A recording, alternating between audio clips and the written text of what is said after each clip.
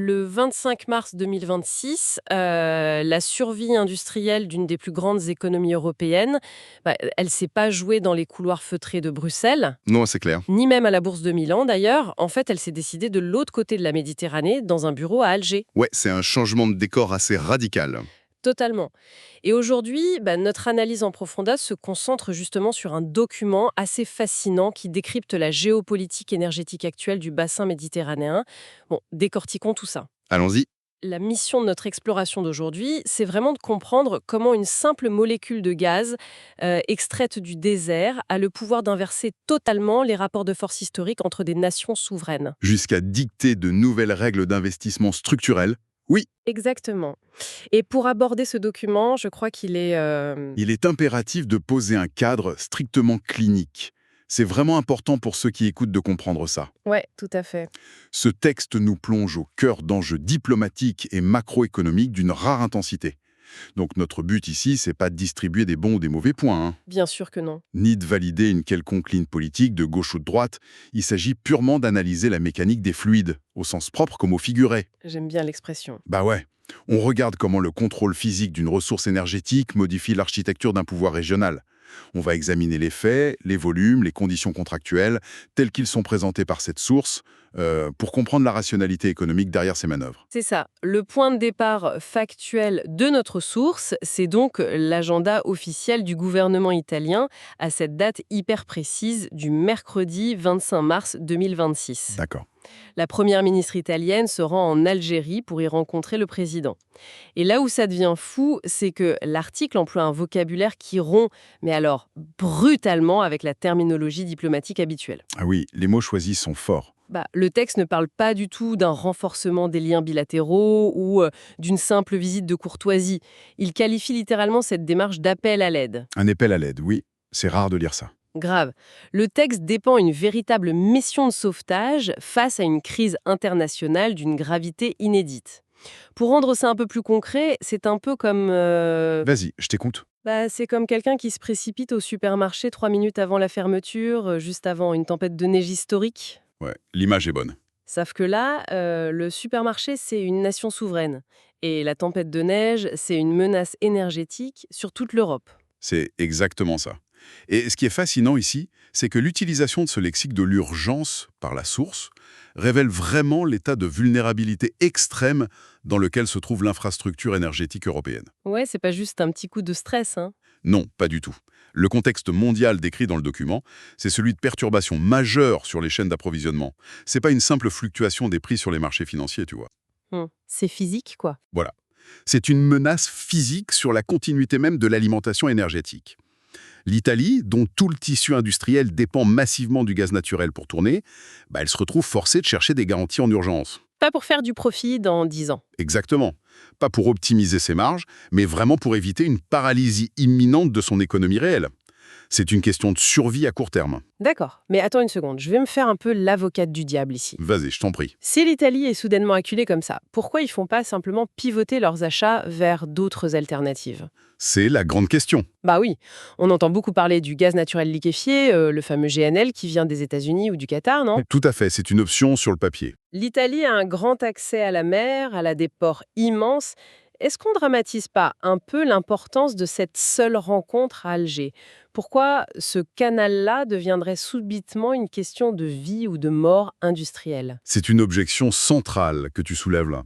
Et la réponse donnée par la source, elle se trouve dans l'incapacité physique et temporelle du marché du GNL à remplacer un pipeline du jour au lendemain. Ah, ça prend trop de temps. Le GNL offre de la flexibilité, certes, mais il exige une chaîne logistique qui est extrêmement lourde. Genre quoi? Faut liquéfier le gaz à la source, faut le transporter sur des navires méthaniers ultra spécialisés, et puis surtout, l'étape critique, c'est la regazéification à l'arrivée. Oui, il faut le remettre à l'état gazeux. Exact. Or, les terminaux de regazéification européens, selon le document, constituent un véritable goulot d'étranglement. Ils tournent déjà à plein régime ou alors ils nécessitent des années de construction pour en avoir de nouveaux. Des années, ah oui, on n'a pas ce temps-là face à une crise imminente. Absolument pas. Face à une urgence où le besoin se chiffre en dizaines de milliards de mètres cubes, le marché mondial du GNL est non seulement d'une volatilité astronomique côté prix, mais il est surtout physiquement incapable d'absorber le choc. Donc le pipeline, c'est le seul moyen rapide. Voilà, le pipeline transméditerranéen qui relie l'Algérie à l'Italie offre un flux continu, massif et surtout techniquement immédiat. Ok, je comprends mieux. L'urgence vient donc pas seulement d'un manque d'énergie en théorie, mais de l'impossibilité logistique d'acheminer d'autres sources assez vite pour éviter que les usines ferment. C'est tout à fait ça. Si on devait garder mon idée de l'hôpital de tout à l'heure, imaginons un patient sous perfusion. D'accord. Si la poche de sérum principal vient à manquer, on ne peut pas dire au patient «attendez qu'un laboratoire à l'autre bout du monde fabrique un médicament, le mette sur un bateau et passe la douane». Non, le patient meurt entre-temps. Exactement. Il faut une artère fonctionnelle reliée directement à une source qui peut pomper tout de suite. Et selon notre document, dans cette configuration géopolitique très précise, l'Algérie, c'est cette source directe. Oui, l'analogie est très parlante. Et ça nous amène justement aux mathématiques assez vertigineuses de cette relation, parce que les volumes dont parle la source sont tout bonnement hors normes. Ah bah les chiffres explosés dans le document, c'est vraiment le cœur du réacteur de cette nouvelle asymétrie de pouvoir. L'article indique que l'Algérie fournit actuellement à l'Italie des volumes qui dépassent les 20 milliards de mètres cubes de gaz par an. 20 milliards de mètres cubes.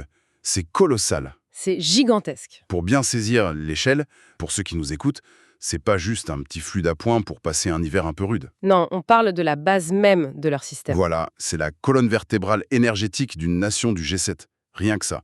Et c'est là que ça devient vraiment intéressant. Ah! La source pointe un changement de paradigme fondamental qui découle de ce chiffre. L'Algérie n'est plus décrite du tout comme un simple participant au marché mondial. Un fournisseur interchangeable, en gros? C'est ça. Le texte affirme qu'elle s'est hissée, grâce à cette conjoncture, au rang de véritable puissance régionale. Oui. Mais du coup, je me pose une question.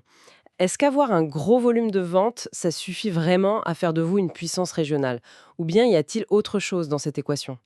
Alors, si on relie ça à une vue d'ensemble, le document utilise une expression d'une précision technique assez redoutable pour qualifier ce statut. Laquelle?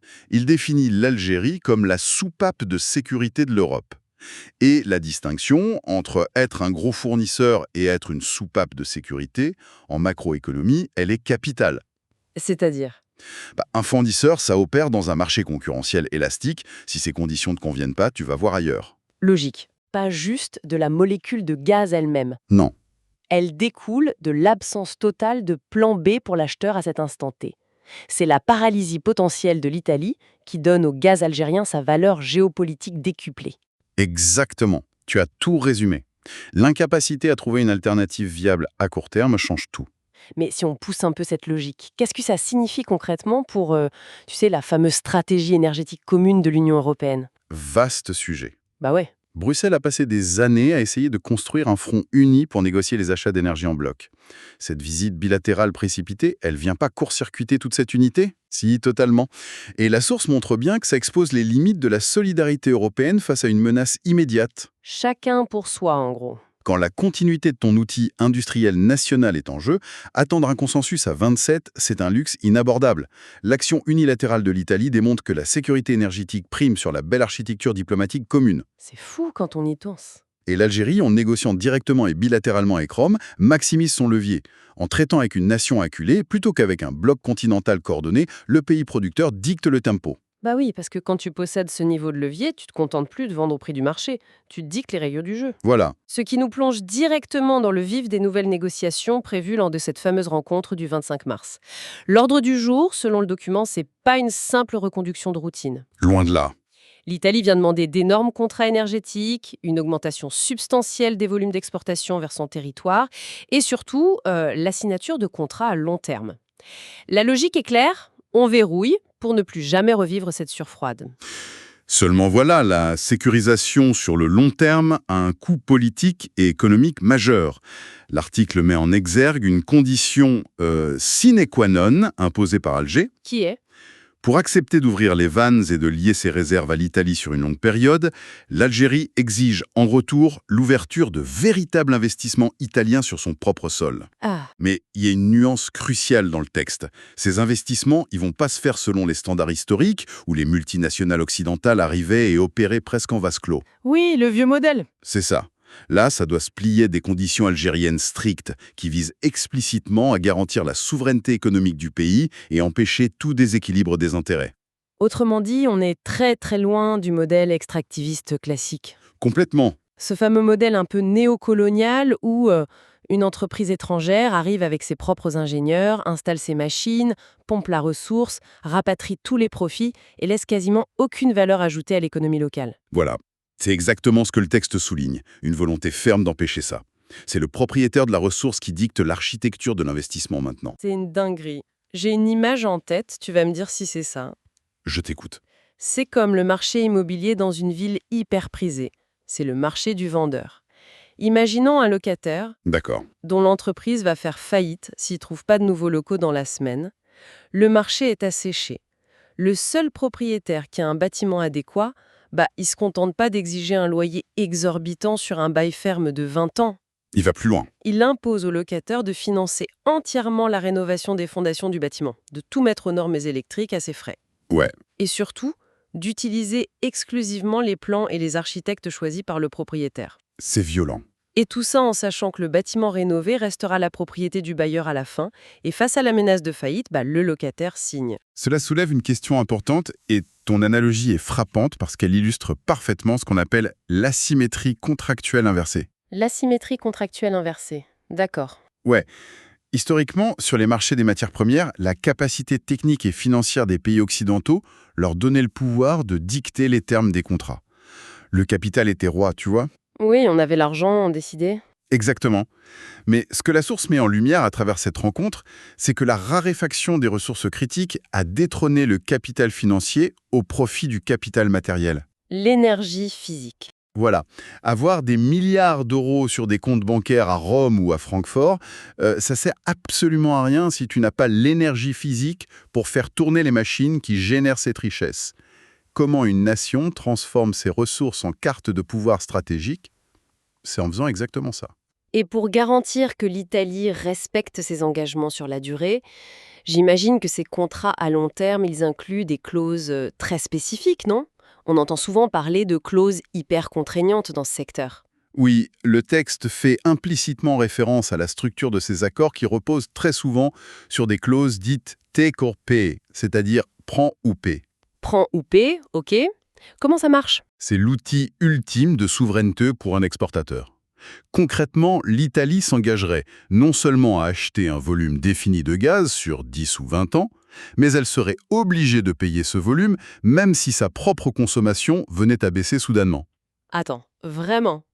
Même s'ils en ont plus besoin? Même s'ils en ont plus besoin, par exemple lors d'une crise économique, ou s'il y a une percée technologique inattendue dans les énergies renouvelables chez eux. Le risque financier est totalement transféré du producteur vers l'acheteur. Ah ouais? Mais c'est un verrouillage absolu, ça. Oui. L'Italie s'assure pas seulement un approvisionnement, elle s'enchaîne économiquement à son fournisseur pour des décennies, finançant le développement industriel de l'autre, quoi qu'il arrive chez elle. C'est le principe. Le rapport de force n'a pas juste changé de camp, il a été institutionnalisé par le droit des contrats. Et le document insiste lourdement sur la posture diplomatique qui accompagne ce basculement. La source souligne que tout accord découlera de la force de la position de l'Algérie et non de pressions extérieures. C'est pas une concession faite dans la faiblesse. Pas du tout. C'est une relation basée désormais sur la parité et la défense intransigeante des intérêts mutuels. Le fournisseur subit plus les fluctuations, il encadre la structuration de son client. Et le texte va même plus loin, il observe une onde de choc qui dépasse le cadre italo-algérien. Ouais, c'est très intéressant ça. Cette nouvelle fermeté, cette capacité à imposer des règles claires de souveraineté, ça agit comme un aimant géopolitique. Mhm. La source indique que de grandes puissances mondiales se positionnent stratégiquement pour s'assurer une place dans ce nouveau partenariat. Une sorte de ruée diplomatique en fait. Exactement. Mais pourquoi ça attire autant les autres États? C'est la conséquence inévitable de l'émergence d'un pôle de stabilité dans un monde instable. Quand une nation démontre sa capacité à être cette soupape de sécurité fiable, tout en imposant le respect de sa souveraineté, elle devient un pivot incontournable. D'accord. Les autres acteurs, que ce soit en Asie ou ailleurs en Occident, comprennent que pour accéder à cette sécurité, ils doivent s'aligner sur les nouvelles règles dictées par Alger. Le centre de gravité a changé. C'est une transformation fascinante de la géographie du pouvoir. Alors, qu'est-ce que tout cela signifie au fond, si on prend un peu de hauteur sur les détails de la visite de Giorgia Meloni? Ouais, Ce cas d'école révèle une redistribution radicale des cartes. On a un État producteur qui, loin de se contenter de prendre l'argent pendant une hausse des prix, utilise la crise pour forcer l'industrialisation de son propre sol par des capitaux étrangers selon ses normes. c'est le point clé pour quiconque souhaite être bien informé aujourd'hui.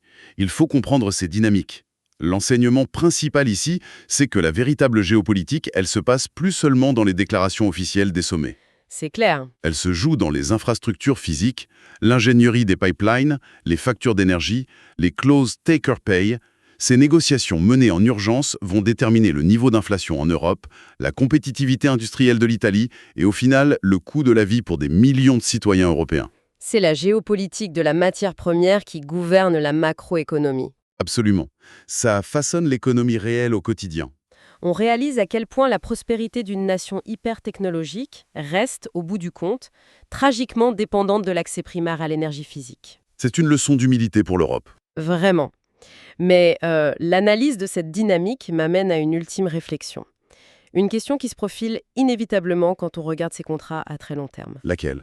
Aujourd'hui, en mars 2026, selon la source, le gaz naturel, c'est la carte maîtresse incontestée.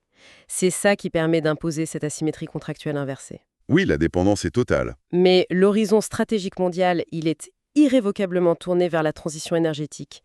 Les investissements dans l'hydrogène vert, les solaires, les batteries, ça s'accélère à une vitesse exponentielle. La fin programmée de l'hégémonie du carbone, ouais. Décennies à venir, c'est quand cette transition énergétique va vraiment s'accélérer et que la dépendance vitale au gaz naturel va diminuer, est-ce que ces infrastructures physiques et ces contrats blindés suffiront à maintenir cette nouvelle influence géopolitique? Est-ce que ce rapport de force va se maintenir ou est-ce qu'il basculera une fois de plus au profit de ceux qui contrôleront les technologies de l'ère post-carbone? C'est le défi existentiel de l'économie de rente. Réussir sa propre métamorphose avant que le monde extérieur ne rende sa ressource obsolète. C'est une réflexion fascinante pour clore cette analyse. La diplomatie de l'urgence d'aujourd'hui porte en elle les germes des alliances de demain. Merci de nous avoir rejoints pour cette exploration en profondeur des dynamiques qui façonnent notre monde, bien loin des discours officiels. Gardez un œil critique sur les mouvements d'infrastructure et les signatures de contrats obscurs, car c'est là que s'écrit la véritable histoire économique. À très bientôt pour une prochaine analyse. Au revoir et merci de votre écoute.